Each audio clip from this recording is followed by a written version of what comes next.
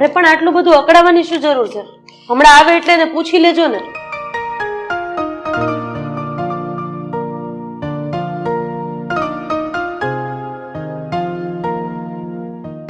વેદાંત, સ્નેહા, જી બોલો ને પપ્પા. ક્યાં ગયા હતા તમે? ક્યાંય નહીં, અહીંયા જ હતા. ક્યાંય નથી ગયા એટલે? આ બધું શું છે? આ જો શું છે આ બધું? પપ્પા આ બધું મને કઈ નથી ખબર. વેદાંતને પૂછો ને. બોલ, હવે તું સાચો જવાબ આપીશ કે ક્યાં ગયો હતો અને અમારા ક્રેડિટ કાર્ડમાંથી આ 50,000 રૂપિયા ક્યારે કપાણા છે? આ એની રસીદ છે. બોલ બેટા, સાચું જણાવવામાં તકલીફ જ શું છે? હા, જ્યારે મોજ મસ્તી કરો છો, મોજ શોખ કરો છો, ત્યારે તમને એ વાતનો ખ્યાલ નથી આવતો કે મારા મા બાપ ઉપર શું વીતશે? અને અત્યારે કેમ બોલતી બંધ થઈ ગઈ તારી?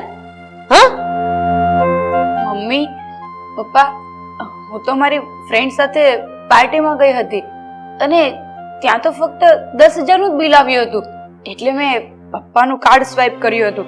પણ બાકીના ખર્ચાનું મને કઈ નથી ખબર કે ભાઈએ શું કર્યું એ.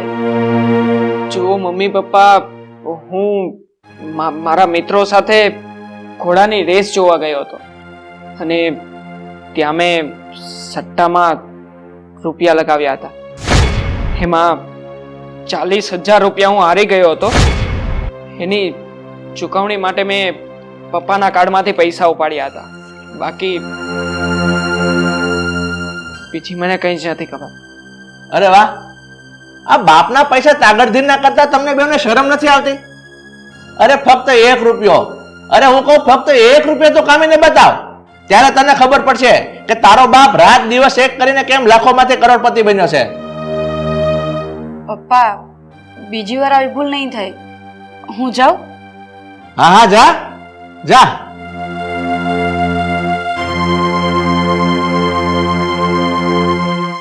અને ભાઈ, હજુ તમે કેમ બેઠા છો? તમે પણ જાઓ. ઓકે પપ્પા, એન્ડ સોરી. સોરી નહીં, બીજી વખત આવી ભૂલ ના થવી જોઈએ, એ યાદ રાખજે. હા પપ્પા.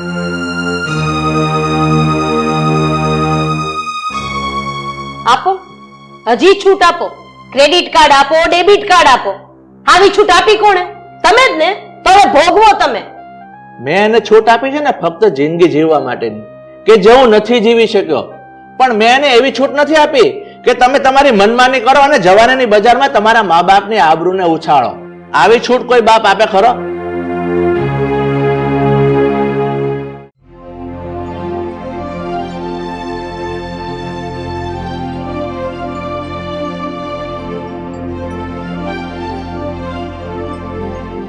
ઓહો ભાઈ, શું કરે છે? બસ મારા સુતેલા ભાગ્યને જગાડી રહ્યો છું. ભાઈ આવી રીતે સુતેલા ભાગ્ય જાગે નહીં, હંમેશા માટે મરી જાય. અને તને ખબર છે, તારી સાથે સાથે તું બીજાને પણ મારી નાખીશ. જ્ઞાન? અરે વાહ, અરે હું પપ્પાનું જ્ઞાન આખો દિવસ સાંભળું છું. તું છે ને આ તારું જ્ઞાન પીરસવાનું રહેવા દે. હું કોઈ જ્ઞાન નથી પીરસતી, બસ જે સત્ય છે ને એ જ કહું છું. હવે તું સમજી જા ને તો જ વધારે સારું છે. નહીતર જ્યારે પપ્પાને ખબર પડશે ને ત્યારે જોવા જેવી થશે. અને ત્યારે તારી પાસે આનો કોઈ જવાબ પણ નહીં હોય. બસ મૂંઢની જેમ નીચું જોઈને બેસી રહેવું પડશે. અરે ભાઈ, પપ્પા તો દયાના સાગર છે, સાગર.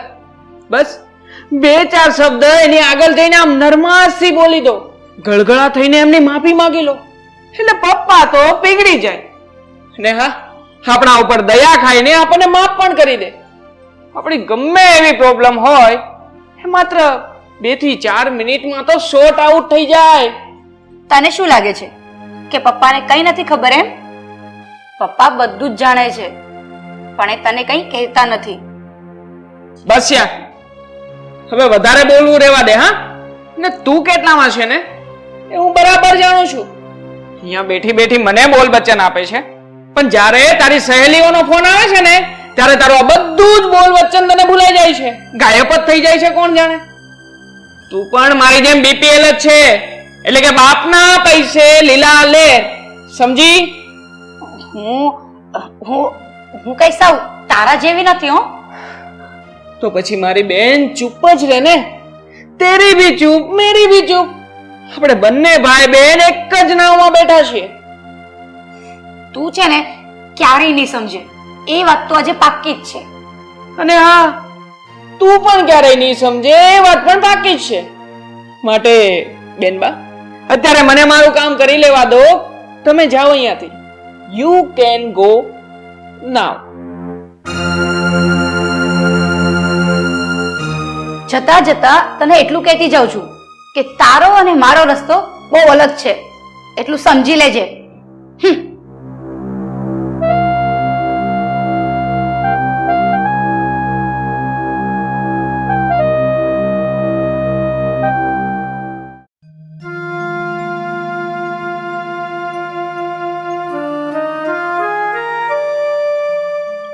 આ વેદાંત તમારી પાસે ધંધો કરવા માટે પૈસા લેવા આવ્યો હતો, તમે એને આપ્યા કે નહીં? માયા, આ ધંધો કરવાનું તો એનું એક બહાનું છે. બાકી મારા રૂપિયા ક્યાં અને કેવી રીતે વાપરશે ને એ હું સારી રીતે જાણું છું. એટલે તમારો કહેવાનો મતલબ એમ છે કે વેદાંતને ધંધો કરવો જ નથી, એમ ને?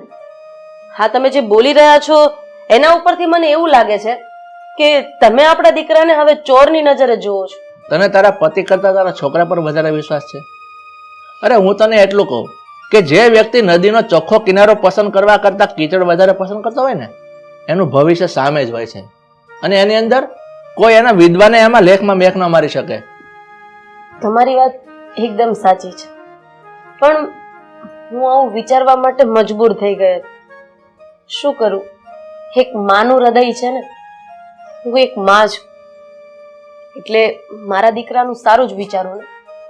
તું તારી જગ્યાએ બરોબર છે અને હું તારી મમતાને દોષ નથી દેતો, હું મારા ભાગ્યને દોષ આપું છું. અરે હું એમ નથી કહેતો કે સંતાનો મોજ મસ્તી ન કરે. હું તો એવું ઈચ્છું છું કે મારા સંતાનો મારા રૂપિયાને સહી જગ્યાએ વાપરે અને મારા બનાવેલા નામને રોશન કરે. સાચું કહું ને તો તમે નાનપણથી જ આપણા છોકરાઓને આટલી બધી છૂટછાટ આપી છે, તો હવે ભોગવવું તો પડશે જ ને. જો તમે પહેલેથી જ આ લગામ તમારા હાથમાં રાખી હોત ને તો આ દિવસ જોવાનો વારો જ ન આવે. આ બે લગામ ઘોડીને તમે લગામ કેવી રીતે નાખશો? લગામ? આ લગામ તો સમય જ નાખશે. માણસને એક વાર, બે વાર, ત્રણ વાર, આમ ત્રણ વાર થપ્પડ ખાય ને ત્યારે એને હૃદયના ખૂણે એક વખત તો સમજાય છે કે હું આ જગ્યાએ ખોટો છું. અને જો એ ન સમજાય ને તો માની લઉં કે એના ભાગ્ય જ ફૂટેલા છે. પણ મને એક વસ્તુ નથી સમજાતી કે આ વેદાંતને સ્નેહા ભૂલ તો કરે છે, વળી પાછા માફી પણ માંગી લે છે અને પછી પાછા ભૂલ કરી બેસે છે. આવું કેવી રીતે થાય છે? અને બીજી વાત કે એ લોકો એવું સમજે છે કે આ હાનિ ખાલી એને જ થાય છે, પણ એને એ વસ્તુની ખબર નથી કે આ હાનિનો શિકાર આપણે બધા થઈએ છીએ. કોઈ વાંધો નહીં માયા, હવે આ સમય એને જરૂર શીખવાડશે. આપણે જીવતા છીએ ને ત્યાં સુધીમાં જો સમય એને શીખવાડી દે ને તો વધારે સારું. હવે આના પર તો હું શું કહી શકું? જેવા આપણા અને સંતાનોના ભાગ, બીજું તો શું. તમે બેસો, હું તમારી માટે ચા લઈ આવું. હા.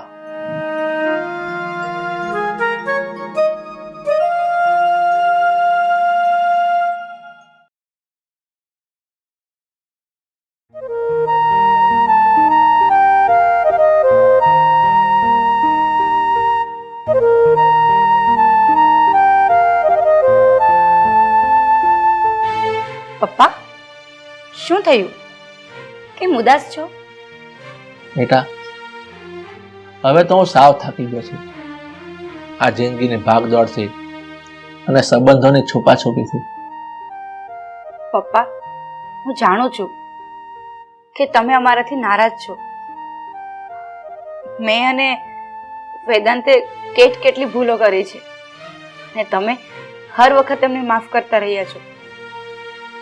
ક્યારેક એકલી શાંત મને વિચારતી હોય ને ત્યારે બસ તમારું આ વિશાળ હૃદય જ દેખાય છે, એના સિવાય બીજું કાંઈ નહીં.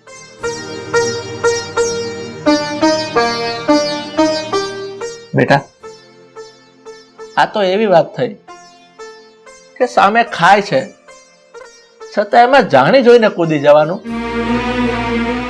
બેટા, હું સાવ કંટાળી ગયો છું અને મને તો એવો વિચાર આવે છે કે આ મારો છોકરો એક સારા કામ ધંધે લાગે તો સારું, નહીતર હું મરી ગયા પછી એનું શું થશે? પપ્પા પ્લીઝ, તમે આવું ના બોલો ને. તો હું શું કરું બેટા? મને તો આનો અંત દેખાતો જ નથી. ને જો તમને દેખાતો હોય ને તો તમે પાછા વળી જાઓ ને તો જ એમાં આપણા બધાની ભલાઈ છે. પપ્પા, આજે હું તમને પ્રોમિસ આપું છું, તમારા સમ ખાઈને કહું છું કે હવે પછી હું ક્યારે આવી ભૂલ નહીં કરું. પણ બેટા, આ વેદાંત પણ બહુ જલ્દી સમજી જશે અને મને ખાતરી છે કે એ પણ તમને પ્રોમિસ આપશે કે હવે પછી એ ક્યારે આવી ભૂલ નહીં કરે. હા બેટા, હવે સમજી જાય ને તો વધારે સારું, નહીતર મારા મરી ગયા પછી મારા શવ ઉપર આવું ના કરે ને તો સારું. નહીં પપ્પા, મા બાપના સપના પૂરા કરવા ને એ અમારા સંતાનોની ફરજમાં આવે છે અને અમે તમારા સપના જરૂર પૂરા કરીશું.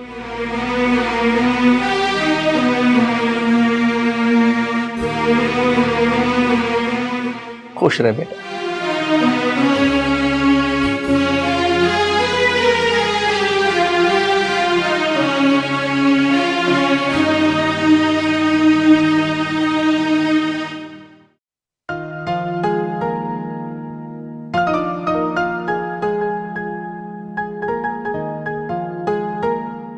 તમે શું વિચારો છો? કેમ આટલા ઉદાસ છો? માયા, મને અમારા દીકરાની ચિંતા થાય છે. એના જે વિચારો મારા મગજમાંથી જાતા જ નથી.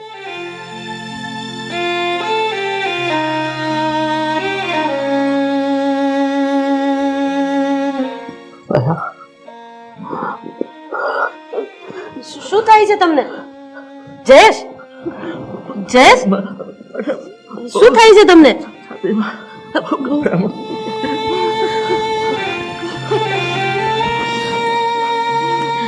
અરે હાલો, એમ્બ્યુલન્સ!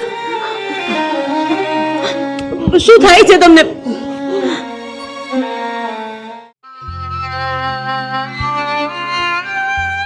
પપ્પા, પપ્પા, પપ્પા, પપ્પા, પપ્પા, શું થઈ ગયું તમને? પપ્પા, પપ્પા.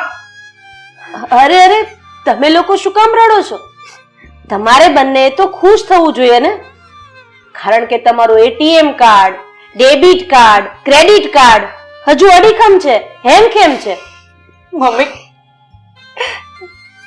આટલું થવા છતાં પણ ભાઈ અત્યારે સટ્ટો હારીને આવ્યો છે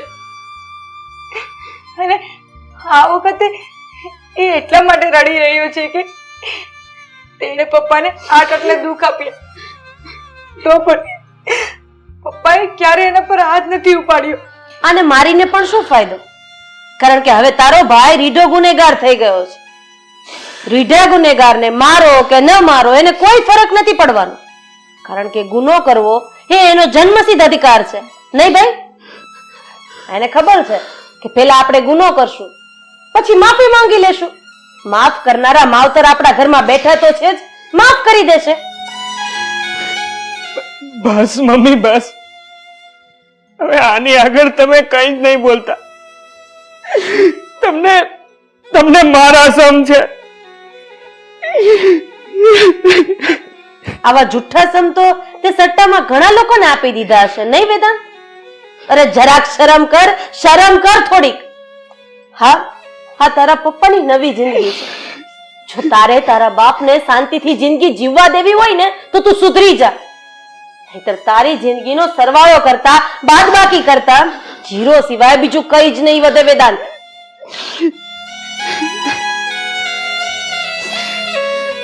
પપ્પા, પપ્પા, હું છેલ્લી વાર તમારી માફી માંગુ છું.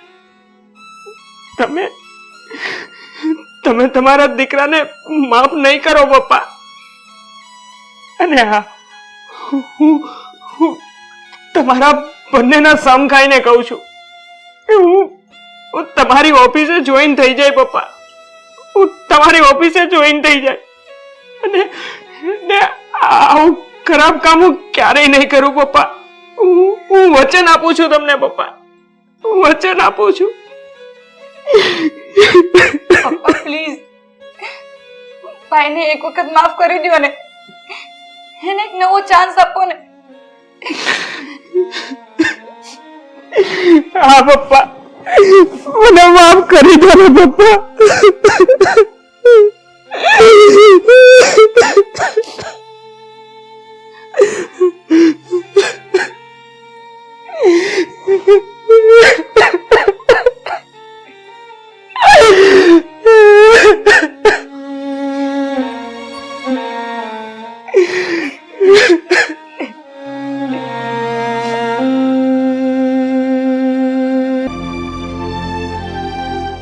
આમ ડોળા ફાડી ફાડીને મારી સામું હું જોવો છો?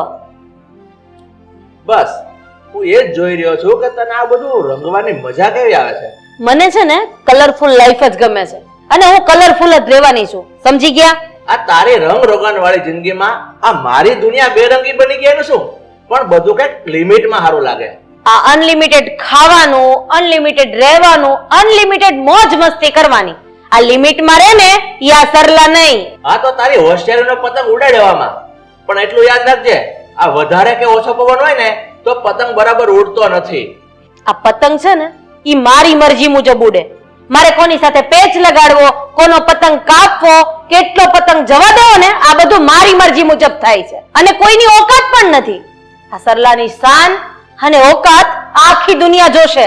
એ આ શાન અને શોકત ઈ બતાવી શકે કે જેના ઘરમાં રૂપિયાના ઢગલા પડ્યા હોય. અહીં આપણા કબાટ ખોલીએ ને તો ગાભાના ઢગલા નીચે પડે છે. એવું શાન શોકત બતાવી શકવાના. જો શ્રુતિ, આ લોકો પાછા ચાલુ થઈ ગયા. હવે શું કરવું બોલો? આ લોકોનું તો હવે રોજનું થયું છે. હવે તો હું પણ કંટાળી ગઈ છું. શ્રુતિ, આમ કંટાળી જવાથી થોડો મેળ આવશે? અરે આપણે એના પાડોશી છીએ અને આપણી ફરજમાં આવીએ છીએ કે સારા અને નરસા સમયે એની મદદ કરીએ, એના કામમાં આવીએ. અરે સાથની વાત છોડો, આવા ઝમેલામાં ક્યારેક જ લોકો ઊભા રહે છે. બાકી હવે તો એ લોકોનું રોજનું થયું. આપણને રોજ રોજ કામ ન હોય, તમે જ કહો. હા શ્રુતિ, તારી વાત એકદમ સાચી છે. આ ઝઘડામાં છે ને સુરેશભાઈનો કંઈ જ વાંક નથી, પણ આ સરલાબેનના મગજમાં શું સૂજે છે ને એ જ કઈ ખબર નથી પડતી. આ રોજ રોજની પંચાયતમાં એ લોકો પોતાનો તો દિમાગ ખાલી કરે જ છે, પણ સાથે સાથે આપણો પણ કરે છે. હવે તું તારો મગજ ખાલી કરવાનું રહેવા દે અને ચાલ મારી સાથે. ક્યાં? સુરેશભાઈના ઘરે? હા. ના ના, તમે જ જાઓ અને પારકી પંચાયતમાં પડો. મારે નથી આવવું. ઠીક છે, તારે નું આવવું હોય ને તો કઈ વાંધો નહીં, પણ મારે તો જવું જ પડશે.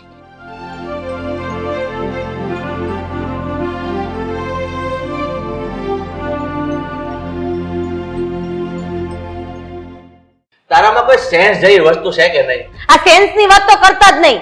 અમારામાં તો સેન્સ છે જ નહીં. ઠાહી ઠાહીને ભગવાને બધું સેન્સ તમારામાં જ ભર્યું છે. સારું, સેન્સ તારામાં ભલે ન ભર્યો હોય, દરવાજો ખોલ, કોક આવ્યું. લે, તમે ખોલો. ઠાહી ઠાહી સેન્સ ભગવાને તમારામાં જ ભર્યું છે તો દરવાજો ખોલવાનું સેન્સ તમારામાં હોવું જોઈએ ને. એ કાંઈ વાંધો નહીં, હું દરવાજો ખોલું છું. બસ જાવ ને હવે.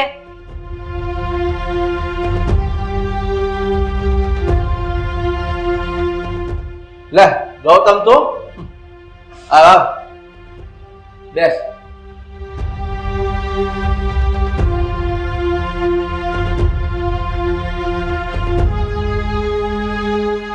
શું રોજ રોજ ભવાડા કરો છો સુરેશભાઈ? હા, આખું ગામ સાંભળે છે. તમને કઈ ખબર છે? અરે થોડીક તો શરમ કરો. શરમના સુર મને નહીં, આ તારી ભાભીને શીખવાડ, કારણ કે ઈ બે શરમ થઈને બેઠી છે. લે પણ મારા શબ્દ તમે હું કેમ બોલો છો? એક તો કમાવાની તો ફર નથી અને પાછા મને શીખવાડવા આવો છો. હાલ ઈ નીકળાશ તે. તો પછી તારા મોજ શોખ પૂરા કરી શકે ને એને અરે પરણવું હતું ને. આ મારી જિંદગી બગાડવા શું કામ આવી અહીંયા? અરે જિંદગી તો મારી બગાડી નાખીશ તમે. ઈ તમે મને જોવા આવ્યા હતા ને ત્યારે, લગ્ન તો પછી થયા. એ બસ બસ બસ સરલાબેન, હવે આગળ ન વધતા, નકર છે ને હું તમને મારા સમ ખવડાવીશ. એ આ મારું બધું ખાઈ ગઈ છે તો તારા સમ શું કહેવાય? તું ભાઈ રવા દે આ પાણા માથા પછાડમાં, નકર તારું લોહી જ નીકળશે આમાં.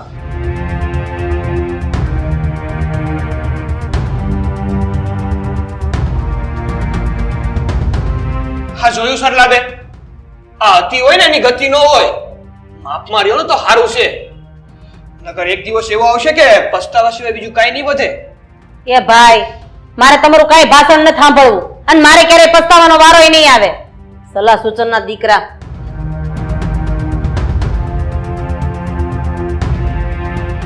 આવા માણસોને છે ને ભગવાને સમજાવી ન કે લાઈટ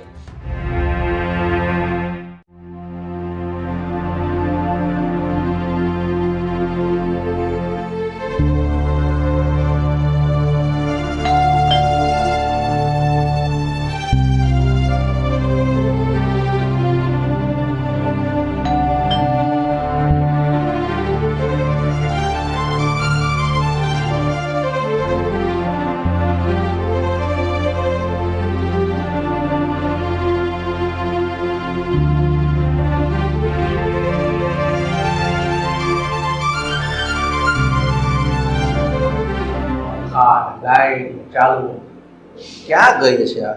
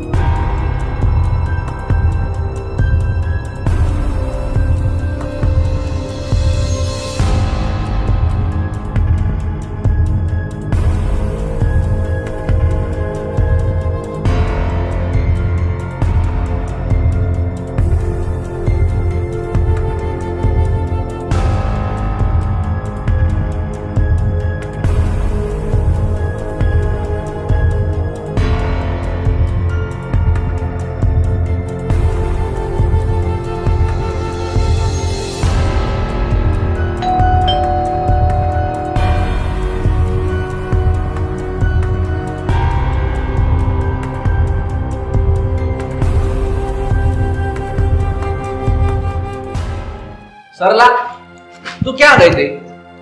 તમારો મતલબ? સરલા, તને તો ખબર છે ને મારો ઓફિસેથી આવવાનો સમય કેટલા વાગ્યાનો છે? હા તો આ 1.5 કલાકથી આખા ઘરમાં ઓલો ભૂખ્યું ઢોર ઢાળિયા માટો મારે ને એ માટો મારું છું હું ક્યારનો. આ તો જમવાનું બનાવતો તમને આવડે છે ને? બનાવીને ખાઈને જમવાનું. આવું શોપિંગ કરીને કેટલી થાકી ગઈ તમને ખબર છે? અને વચ્ચે પાછી મારી બે ફ્રેન્ડ મળી ગઈ એટલે એની હારે વાતો કરવા માટે બેસી ગઈ. આ ઘડિયાળનો કાંટો ક્યાં સુધી પહોંચી ગયો એ કઈ ખબર જ ન પડી. સમયનો કાંટો? આ તું બરાબર બોલી લે, પણ આ સમયનો કાંટો જ્યારે તને ચૂપશે ને ત્યારે તને તારા પતિની અસલી કિંમત સમજાય. પણ મારા મત મુજબ ત્યારે બહુ મોડું થઈ ગયું છે. મારે છે ને કાઈ સમજવાની કે સાંભળવાની જરૂર નથી. અને હા, આજ પછી આવા મુહાવરા કોઈ દિવસ મને સંભળાવતા નહીં. મેં તમને 1000 વખત કીધું છે કે આ મારી જિંદગી છે, મને જેમ ગમશે એમ હું જીવીશ. તમારે મને સલાહ સૂચન આપવાની જરૂર નથી. એ છે ને જિંદગી જીવવાની કોઈ ના નથી પાડતું, પણ આવી રીતે જિંદગી ન જીવાય. અને તને મારી વાતનો વિશ્વાસ ન આવતો હોય ને તો તારા મતમાં જે હારા અને સમજુ માણસ હોય ને એને જઈને પૂછી જો કે કેમ જીવાય ને કેમ રહેવાય. પહેલી વાત તો ઈ કે મારા મત મુજબ દુનિયાની સૌથી સારી અને સમજુ વ્યક્તિ હું એક જ છું. બોલો, હવે તમારે મને કઈ કેવું છે? નહીં, હવે મારે તને કાંઈ નથી કહેવું, પણ હું તને કરીને બતાવીશ કે એક મધ્યમ વર્ગનો માણસ હોય ને એનો પગાર 25,000 હોય, એને મેં ઘર ચલાવવું કે બૈરાઓના મોજ શોખ પૂરા કરવા. હવે તો તું જો આ બધી વસ્તુ તને પ્રેક્ટિકલ કરીને બતાવીશ. હા હા, કરીને બતાવો, હું તૈયાર જ બેઠી છું. આવી ધમકી મારવાની જ નહીં. ઉભા રહ્યો, હવે જમવાનું બનાવી દઉં. ના ના, આ બધાથી મારું પેટ ભરાઈ ગયું, હવે નથી જમવું. આ વ્યક્તિ મારાથી કંટાળીને ક્યાંક ઊંધું પગલું ન લઈ લે. ઓય, તમને કહું છું, સાંભળો છો? મને હેના જવાબ દેવાના હતા ઈ. ઓય,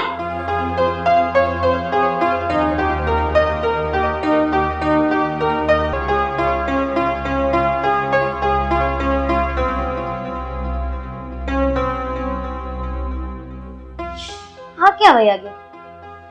તમને કહું છું અહીં આવો તો. નથી સાંભળતા?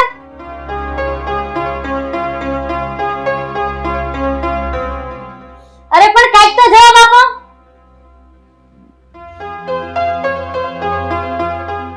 હા તમને કહું છું સાંભળતું.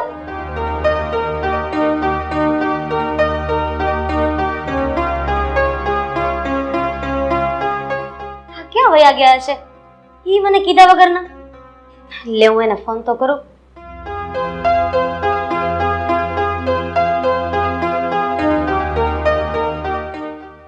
ફોન લાગતો કેમ નથી આનો?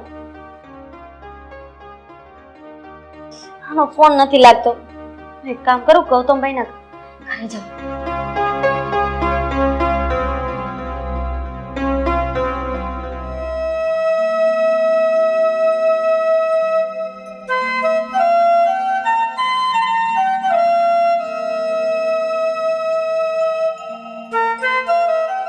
શ્રુતિ, મારું ટિફિન તૈયાર થઈ ગયું? લા.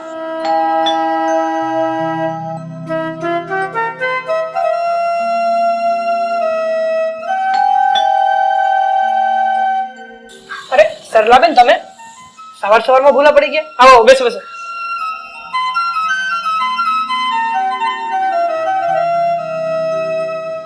ગૌતમભાઈ, મેં સવારે ઉઠીને જોયું તો તમારા ભાઈ પલંગ પર નતા. અરે મેં આખા ઘરમાં તપાસ કરી, એ ક્યાંય ન દેખાયા. મેં એને ફોન પણ કર્યો, પણ એનો ફોન પણ નથી લાગતો. ભાઈ, તમને ખબર છે કે તમારા ભાઈ ક્યાં જતા આવતા હોય. તમે એક વખત જઈને ત્યાં તપાસ કરો ને. મને તો ચિંતા થાય છે કે એને કઈ આડું અવળું પગલું તો.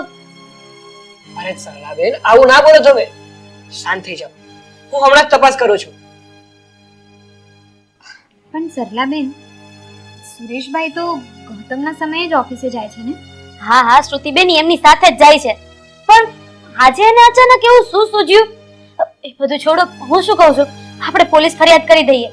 અરે સરલાબેન, આમ તાત્કાલિક પોલીસ કમ્પ્લેન ના થાય. પોલીસ કમ્પ્લેન કરવા માટે 24 કલાકનો સમયગાળો જોઈએ. તમે ચિંતા ન કરો, તમે શાંત થઈ જાઓ, આપણે બધું કરી લઈશું. અને સરલાબેન, આ તમારા ઘરના મામલામાં મારે બોલવા જેવું તો નથી, પણ રોજનો ઝઘડો અને રોજની કચકચથી છે ને પરિવાર તૂટે છે. એનું પરિણામ કઈ સારું નથી આવતું. કદાચ એના કારણે સુરેશભાઈ ઘર છોડીને ચાલ્યા ગયા હોય છે.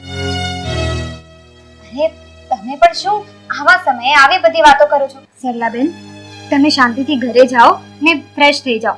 અમે લોકો કંઈક કરીએ છીએ. ગૌતમભાઈ, શ્રુતિબેન, તમારો ખૂબ ખૂબ આભાર. અરે સરલાબેન, આમાં આભાર માનવાની કોઈ જરૂર નથી. આવા સમયે પડોશી જો પડોશીના કામ ન આવે તો એ શું કામનું? સારું, ચલો, જે હોય એ જલ્દી કહેજો. હા, તમે ચિંતા ન કરો.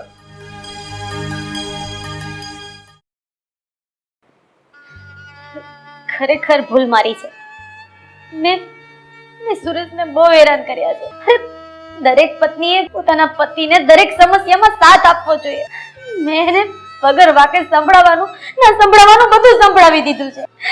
મને માફ કરી દેજો, મારી ભૂલ થઈ ગઈ.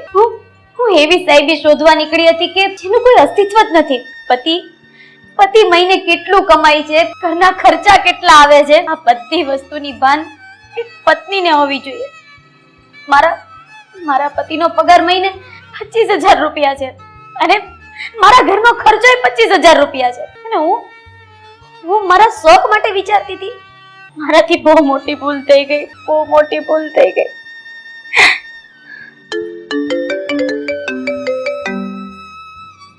હા ગૌતમભાઈ, સુરેશની કોઈ ભાડ મળી? હા, હું આવું છું.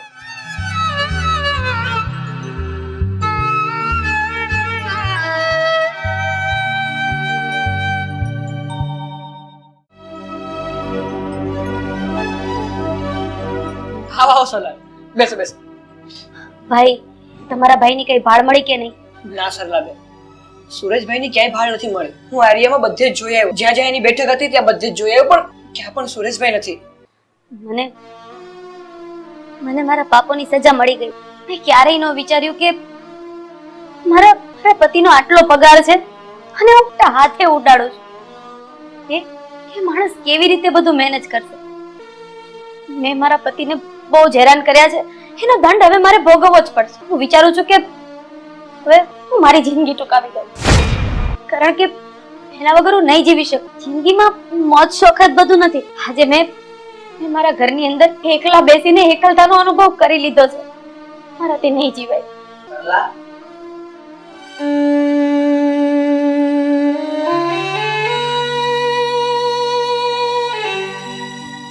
તમારે કઈ બોલવાની જરૂર નથી.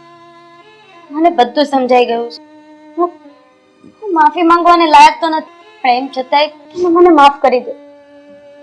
મારાથી હવે આવી ભૂલ ક્યારેય નહીં થાય. હું તમને વચન આપું છું. બસ સરલા, આપણે છે ને મનભેદ નતો અને આજે એ બધું દૂર થઈ ગયું. અને હું તો આજે બહુ ખુશ છું કે મારે જે જોઈતી હતી ને એ સરલા મને મળી ગઈ. પણ તમે મને એ તો કહો કે તમે આ મને મૂકીને ક્યાં વયા ગયા હતા? એકચ્યુઅલી સરલાબેન, સુરેશભાઈ ક્યાંય ગયા જ નહોતા. એ તો અમારા ઘરે હતા. એટલે આ બધું નાટક તમે લોકોએ મળીને કર્યું છે એમ ને? અચ્છા, એટલે તમે લોકોએ આ સબક શીખવાડવા માટે આ નાટક કર્યું હતું એમ ને? અને શ્રુતિબેન, તમે પણ આ નાટકમાં સાથ આપ્યો એમ ને?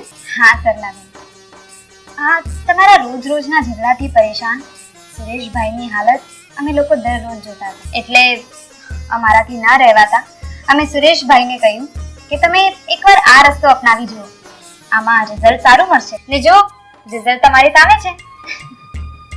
સરલાબેન, પતિ પત્ની એટલે કે રથના બે પૈડા, અને જો બે પૈડા સરખા હોય ને તો જ રથ સીધો ચાલે. એટલે હું તો ખાલી તમને આટલું જ કહીશ કે પતિ પત્ની જો સાચા હૃદયથી એકબીજાને ચાહતા હોય ને તો એકબીજાને સાથ આપવો એટલો જ જરૂરી છે. શ્રુતિબેન, મને બધી વસ્તુ સમજાઈ ગઈ છે. આજ પછી તમને અમારો ઝઘડો સાંભળવાનો મોકો હવે તો નહીં જ મળે. ગૌતમભાઈ, શ્રુતિબેન, તમારો ખૂબ ખૂબ આભાર. સરલા, હવે તો બેઠી છે શું? ઊભી થા અને આપણે ઘેરે ચાલ, કારણ કે મને કડકડતી ભૂખ લાગી છે. આપણે સાથે બેસીને ડિનર તો કરીએ. જય શ્રી કૃષ્ણ. ઠીક છે ગૌતમભાઈ, હવે અમે નીકળીએ. જય શ્રી કૃષ્ણ. હા સરલા.